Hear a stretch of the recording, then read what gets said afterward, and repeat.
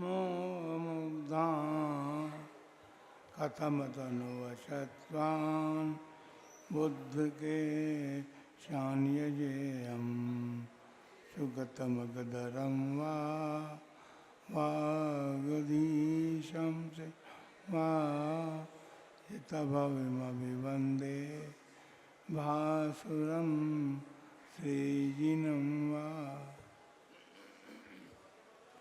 देवादिदेव 1008 श्री श्रेयांशनाथ भगवान की 20वीं सदी के प्रथमाचार्य चारित्र चक्रवर्ती आचार्य श्री शांति सागर जी महाराज जी की, परम पूज्य आचार्य श्री वीर सागर जी महाराज जी की, परम पूज्य आचार्य श्री शिव सागर जी महाराज जी की, परम पूज्य दीक्षा गुरुवर्य आचार्य श्री धर्म सागर जी महाराज जी की, परम पूज्य आचार्य श्री अजित सागर जी महाराज, श्रीमद जय शिक्षा गुरुवर्य आचार्य कल्प श्री सुध सागर जी महाराज जी की, श्रीमद जैन धर्म की।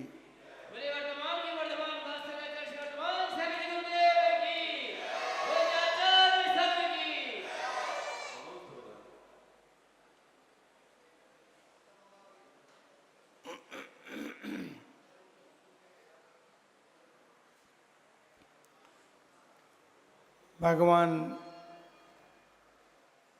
महावीर स्वामी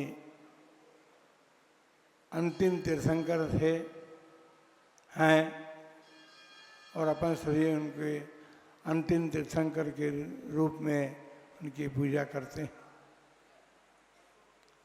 आज खांडू कालिनी के बाल गोपाल लोग अपने बड़े लोगों के साथ बैठ करके गुरु पूजा कर रहे हैं। ये संस्कारों का बीजारोपण किया जाता है और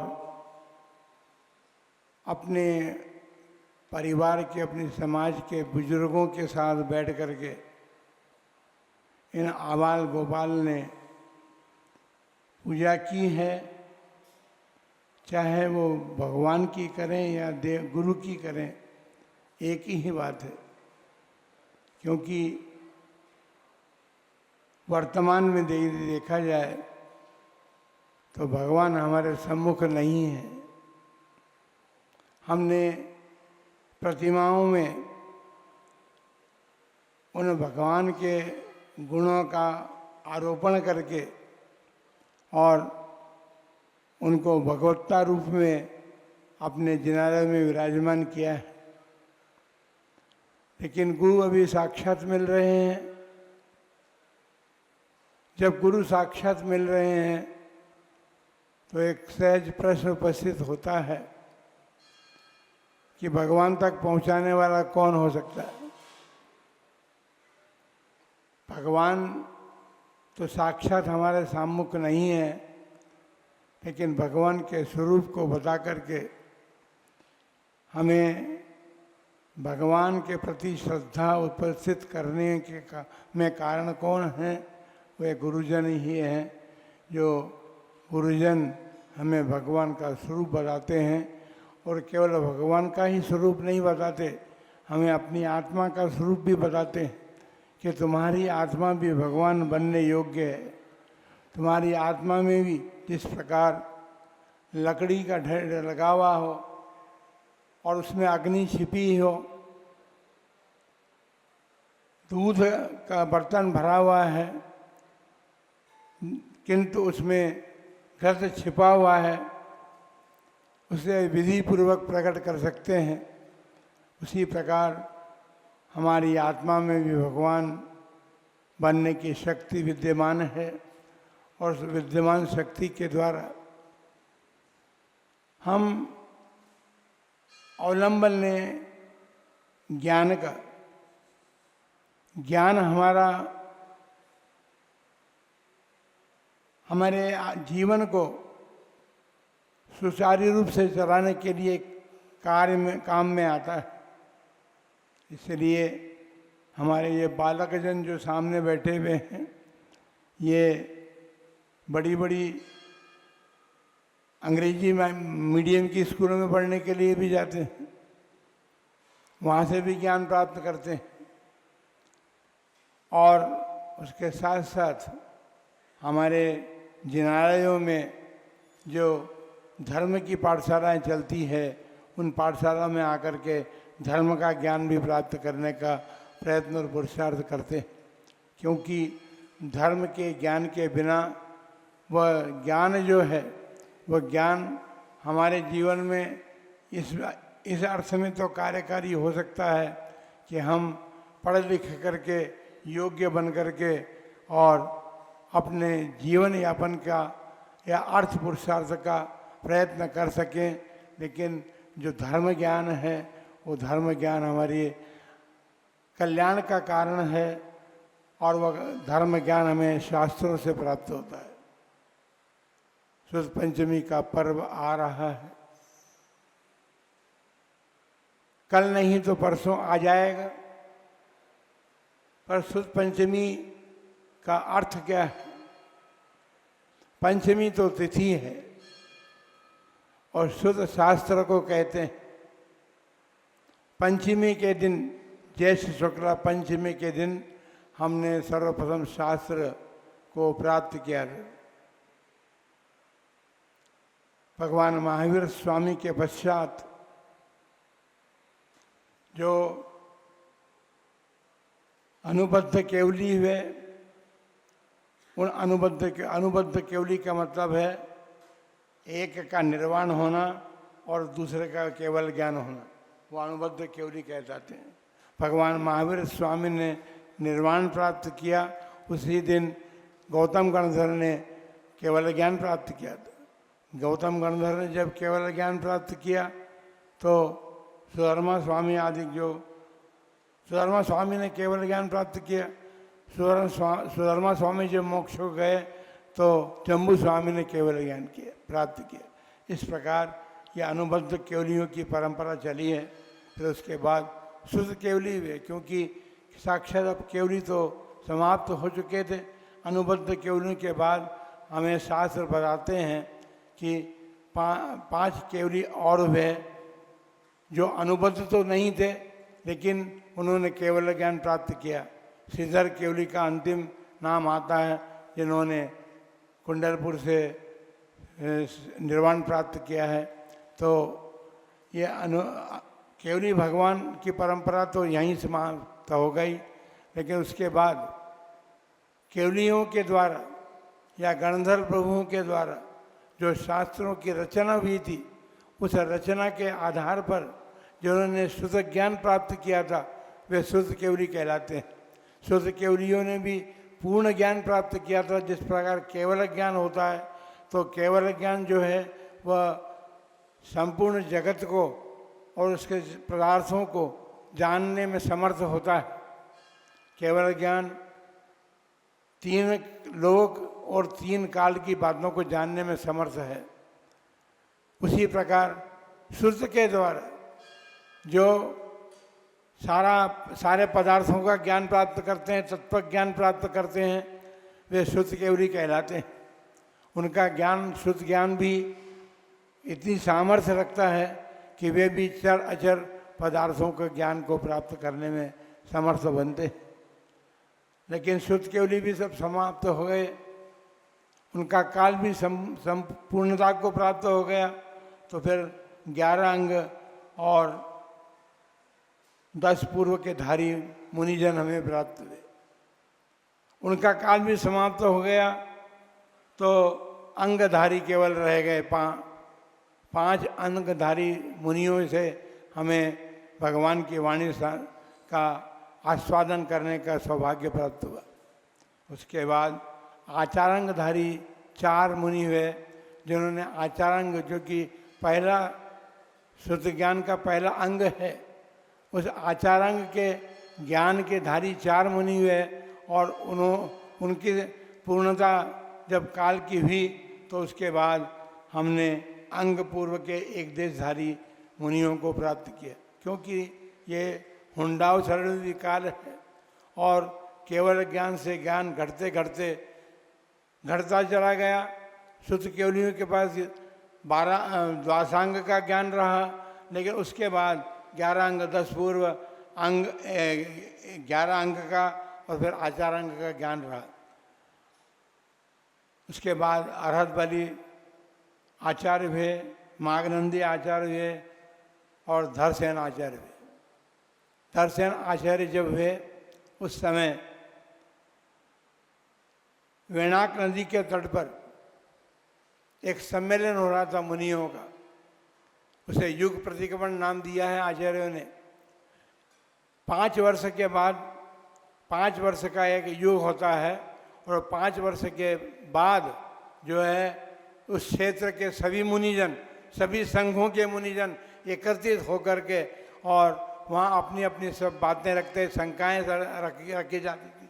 उस युग प्रतिक्रमण में अपने अपने प्रश्नों की, शंकाओं की, जिज्ञासाओं की का समाधान प्राप्त किया जाता था और कोई नवीन आदेश प्राप्त होता था उसको ग्रहण करते थे सारे मुनिजन। उसे युग प्रतिक्रमण कहा जाता था। तो उस युग प्रतिक्रमण में सारे मुनिजन एकत्रित हुए थे, लेकिन धरसेनाचार्य तो गिरनार की गुफा में बैठे हुए थे। वहाँ विश्व में सर्वप्रथम मुनियों के द्वारा पत्र लिखा गया। धरसेनाचार्य ने पत्र लिख करके उस युग प्रतिक्रमण में जहाँ मुनियों का सम्मेलन था वहाँ उन्होंने भेजा और वहाँ भेज करके उनमें निवेदन किया गया था कि कोई 2 युग शिष्य मुझे प्राप्त हों तो मैं अपने पास जो ज्ञान शेष बचा है उनको दे दूं, जिससे शुद्ध की रक्षा हो सके। उन्होंने उस पत्र को पढ़ा वहाँ पर जो प्रमुख थे और उन्होंने 2 मुनियों को वहाँ से विहार करवाया और वे योग्य शिष्य जो थे वो योग्य शिष्य जब विहार करके गिरनार के निकट पहुँचने लगे तो रात्रिकालीन समय में दर्शनाचार्य ने 2 श्वेत बैल आ रहे हैं इस प्रकार उन्होंने स्वप्न देखा। और उन्होंने, क्योंकि वो निमित्त ज्ञानी तो थे ही, उस निमित्त ज्ञान के बल पर उन्होंने जान लिया कि मेरी इच्छा पूर्ण हुई। जो 2 श्वेत बैल हैं वो तो कोई 2 श्वेत बैल नहीं है, ये तो स्वप्न है। लेकिन 2 योग्य मुनि आ रहे हैं तो मेरे पास जो ज्ञान सुरक्षित है वो ज्ञान उनको दे करके मैं कृतकृत्य हो जाऊंगा, ऐसे उनके मन में भाव जागृत हुए। और वे जब मुनि दोनों पहुँचे तो ये स्वाभाविक बात है कि दूर से श्रम करके जो आ रहे हैं उन मुनिजनों को विश्राम देने के बाद ही अपनी बात कही जा सकती है। तो 3 दिन का उनको विश्राम दिया गया। उसके बाद उन्होंने अपने पुष्पवंश भूतबली को जो ज्ञान उनके पास था पढ़ाना शुरू किया। उनकी योग्यता बहुत अधिक थी। उन्होंने गुरु के द्वारा प्रदत्त ज्ञान को शीघ्र प्राप्त कर लिया और आषाढ़ शुक्ला 11 एकादशी का दिन आ गया। उन्होंने, क्योंकि वह धरसेनाचार्य सालेखना के सम्मुख थे और ये बात अवश्य होती है कि यदि मन में किसी प्रकार का संकलेश हो जाए तो जो ज्ञान प्राप्त किया जाता है वो नष्ट हो सकता है। इसी उद्देश्य से धरसेनाचार्य ने उन दोनों मुनियों को विहार करने की आज्ञा दी और वे आषाढ़ शुक्ला 11 के दिन विहार करके श्रावण कृष्णा पंचमी के दिन अपने चातुर्मास स्थल पर पहुँचे और वहाँ पर उन्होंने चातुर्मास स्थापना की। उनमें पुष्पवंत भूतबली जो थे 2 मुनि, उनमें पुष्पवंत आचार्य ने जो ज्ञान प्राप्त किया था धरसेनाचार्य से, उसके बल पर सूत्र रचना के रूप में सूत्रों की रचना की और लगभग 100 सूत्र रचित करके उन्होंने अपने भांजे को, जिनपालित को दीक्षा दी और दीक्षा दे करके जिनपालित को भूतबली आचार्य के पास भेजा। क्योंकि दोनों मुनि अलग अलग स्थानों पर चातुर्मास कर रहे थे, तो भूतबली आचार्य के पास भेज करके उन्होंने अपने भावना जो शास्त्र में निबद्ध की थी उसको उन्होंने बुद्ध बड़े आचार्य ने देख करके उनकी भावनाओं को जान करके समझ करके उस षटखंडागम के ग्रंथ को पूर्ण किया। और वो भी शुद्ध पंचमी का दिन था, वहाँ शुद्ध की पूजा की गई और जैन पालित के द्वारा वहाँ पुष्प भगवान के पास आचार्य के पास उनको भेज दिया गया। जब वे वहाँ पहुँचे तो वह भी शुद्ध पंचमी का दिन था और शुद्ध पंचमी के दिन उन्होंने शुद्ध की पूर्णता को देख करके हर्ष मनाया। और हर्ष में जब कोई कुछ होता है तो फिर जो वस्तु हमारे हर्ष का कारण बनती है उसकी पूजा आराधना की जाती है। दर्शनाचार्य के पास और कोई नहीं था हर्ष का कारण, शुद्ध था। उनकी इच्छा जो बनी थी वो शुद्ध की पूर्णता को जान करके उनके मन में हर्ष हुआ और वहाँ पर भी शुद्ध की पूजा की गई। तब से यह शुद्ध पंचमी पर्व चला है। क्योंकि पर्व अनेक कारणों से चलते हैं, अनेक प्रकार के पर्व जैन धर्म में हैं, लेकिन शास्त्र की पूजा का ये एक ही पर्व है जहाँ शुद्ध पंचमी मनाई जाती है। और जिनवाणी कहें, आगम कहें, उनकी पूजा की जाती है। उनकी पूजा करके और हम अपने ये भाव रखते हैं कि हे शुद्ध देवी, देवी कहो, शुद्ध माँ कहो, जनवाणी माँ कहो, क्योंकि माँ जो है वह जो वात्सल्य रखती है वह वात्सल्य माँ का और किसी भी जगह कहीं पर भी देखने को नहीं मिलता। तो जनवाणी माँ के लिए प्रति हम पूजा आराधना अर्चना करते हैं और उनके वात्सल्य के पूर्ण व्यवहार से हम जनवाणी को पढ़ करके अपना ज्ञान वर्धित करते हैं। इसलिए शुद्ध अर्थात शास्त्र कहलाता है। और पंचमी का मतलब है पंचमी के दिन वो शास्त्र हमें सबसे पहले प्राप्त हुआ था। इसलिए शुद्ध पंचमी पर्व मनाने का हमारे सौभाग्य मिला है। आपका सौभाग्य कुछ विशेष है इस वर्ष कि शुद्ध पंचमी का पर्व आप संघ के सानिध्य में मनाएंगे। लेकिन ये एक विशेष बात हम आपको बता दें कि जब ये शास्त्र मूढ़ बिदरी के भंडार में सुरक्षित रखे गए थे और पंडित सुमेरचंद जी दिवाकर जो वहाँ से मठबिदरी गए और उन्होंने वहाँ पर शास्त्र भंडार से शास्त्र निकाले तो देखा कि महाबंध जो षटखंडागम का छठा खंड है उस महाबंध के 5000 श्लोक दीमक के ग्रास बन चुके हैं। तो फिर तो हमारा सारा शास्त्र ही समाप्त हो जाएगा। उन्होंने अपनी पीड़ा को लेकर के परम पूज्य चारी चक्रवर्ती आचार्य श्री शांति सागर जी महाराज के पास पहुँचे और उन्होंने अपनी पीड़ा रखी। तो आचार्य देव के मन में भी बड़ा दुख हुआ कि हमारी जिनवाणी जो है, जो आगम है, वो इस प्रकार से नष्ट हो जाएगा तो फिर हम क्या प्राप्त कर सकेंगे।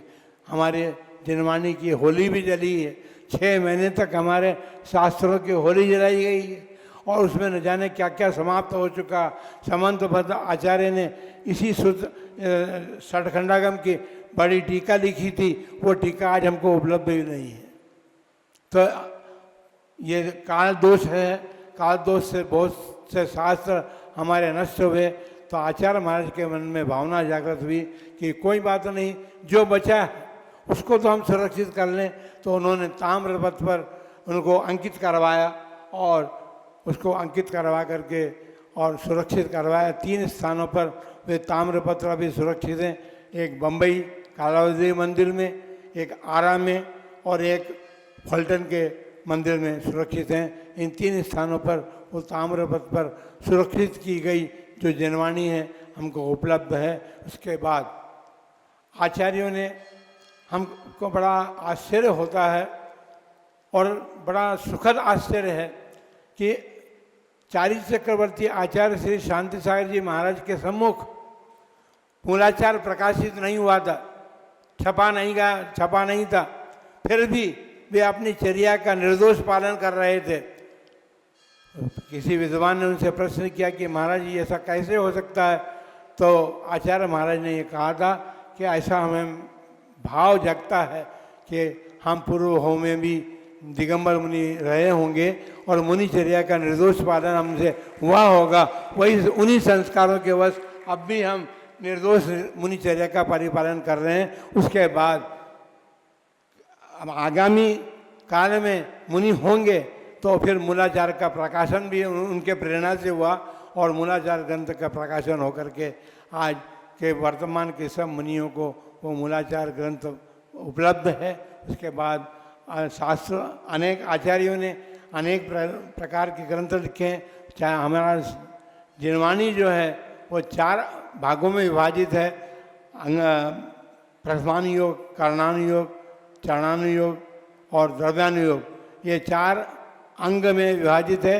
और इसके अनेक शास्त्रों का निर्माण आचार्यों ने किया है और आचार्यों ने निर्माण करके वे शास्त्र वर्तमान पीढ़ी को सौंपे हैं।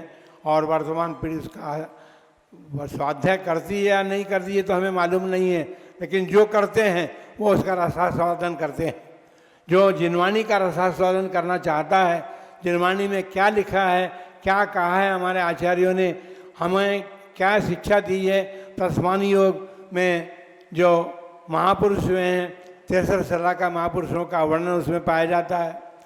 और कर्णानुयोग में गणित है, लोक विभाग है, उसमें लोक का वर्णन उसमें पाया जाता है। गणित का भी उसमें जो ग्रंथ गणित प्रधान हैं, जैसे गोमट सार और लब्धि सार, क्षपणा सार, ये जो गणित प्रधान ग्रंथ हैं वो भी कर्णानुयोग के ही ग्रंथ हैं। उसके बाद चरणानुयोग है। चरणानुयोग में मुनियों के आचरण का और श्रावक किस प्रकार आचरण करे, इस प्रकार का आचरण का वर्णन पाया जाता है। और द्रव्यानुयोग में निश्चय नहीं की प्रधानता से द्रव्यों का वर्णन किया गया है। इस प्रकार चारों अनुयोग हमको उपलब्ध हैं। ये हम सौभाग्य है हमारा कि वो चारों अनुयोग के ग्रंथ आज हम सबको उपलब्ध हैं। और हम चाहें अपने बुद्धि का विकास करना चाहें, ज्ञान का विकास करना चाहें तो शुद्ध पंचमी जिसके मूल में है, उसके माध्यम से जो आज हमको आचार्यों के माध्यम से शास्त्र प्राप्त हुए हैं, उनका आलोड़न, उनका स्वाध्याय करके हम अपने ज्ञान को परिमार्जित कर सकते हैं। और ज्ञान को परिमार्जित करके, ज्ञान दिखाने की चीज़ नहीं है। वैसे पंडित बहुत हुए, पंडित भूरामल जी उनमें सबसे अग्रसर थे, जिन्होंने पंडिताई तो की, लेकिन पंडिताई के साथ साथ उन्होंने चारित्र धारण किया और ज्ञान को अपने जीवन में उतारा और आचरण के द्वारा उस ज्ञान को उतार करके अपना आत्मा कल्याण किया है। तो विद्वान तो बहुत होते हैं, बहुत से विद्वानों ने हमारे शास्त्रों की टीकाएँ भी लिखी हैं, लेकिन विद्वान कोई 1-2-4 नाम हैं जिन्होंने दीक्षा धारण की। क्योंकि आपके मक्खनलाल जी शास्त्री के भाई सुधर्म सागर जी बने, जो शांति सागर जी महाराज के अंतिम शिष्य थे। उन्होंने भी ज्ञान प्राप्त के बाद दीक्षा धारण करके चारित्र का परिपालन किया। और इस प्रकार से कुछ ही नाम हैं जिनके उनको अपन कह सकते हैं कि इन्होंने विद्वत्ता प्राप्त की और उस विद्वत्ता को प्राप्त करके अपने ज्ञान का सदुपयोग चारित्र धारण में किया। इस प्रकार आप लोग भी स्वाध्याय करें। शुद्ध पंचमी महापर्व हमें यही संदेश देता है। शास्त्र केवल पूजा के माध्यम नहीं है। शुद्ध पंचमी के दिन तो शास्त्रों की पूजा की गई थी, लेकिन बाकी दिनों में तो हमको शास्त्र का स्वाध्याय करना चाहिए। और स्वाध्याय के माध्यम से हमें ज्ञान जो प्राप्त होगा उससे अपना जीवन एक आदर्श रूप बन सकता है और हम अपनी आत्मा का कल्याण करके परमात्मा पद को प्राप्त होने का पुरुषार्थ कर सकते हैं। आप सभी लोग शुद्ध पंचमी महापर्व को मना करके ये भावना जागृत करें कि हम भी शास्त्र का स्वाध्याय करें। रतन चंद जी मुख्तार जो हैं, अभी हमको शास्त्र भेंट किए जाते हैं, उसमें रतन चंद मुख्तार का एक व्यक्तित्व कृतित्व है। वे वकील जिसे मुख्तार कहते हैं वो मुख्तार थे, और उन्होंने जो मुख्तारी बंद की तो आपने उस सारे ज्ञान का प्रयोग शास्त्रों में लगा कर किया। और जो बड़े बड़े विद्वानों ने भी शास्त्रों में जो अशुद्धि रह गई थी उनकी उसका अध्ययन किया, मनन किया, चिंतन किया और अपने ज्ञान के बल से उन्होंने उनकी जो भूल थी उन भूलों को, उन विद्वानों को सूचित किया और इस प्रकार से ये परिशुद्ध होकर के शास्त्र हमें प्राप्त हुए हैं। इसलिए हम यही कहना चाहते हैं, शुद्ध पंचमी के दिन भी जो कुछ कहेंगे तो यही कहेंगे, आज भी आप लोगों को यही कह रहे हैं कि ये शुद्ध पंचमी महापर्व आपके जीवन में शास्त्र स्वाध्याय की प्रेरणा दे और शास्त्र स्वाध्याय करके अपने जीवन को सार्थक करने का प्रयत्न पुरुषार्थ करें। जय लो द्वासंग जनवाणी माता की जय।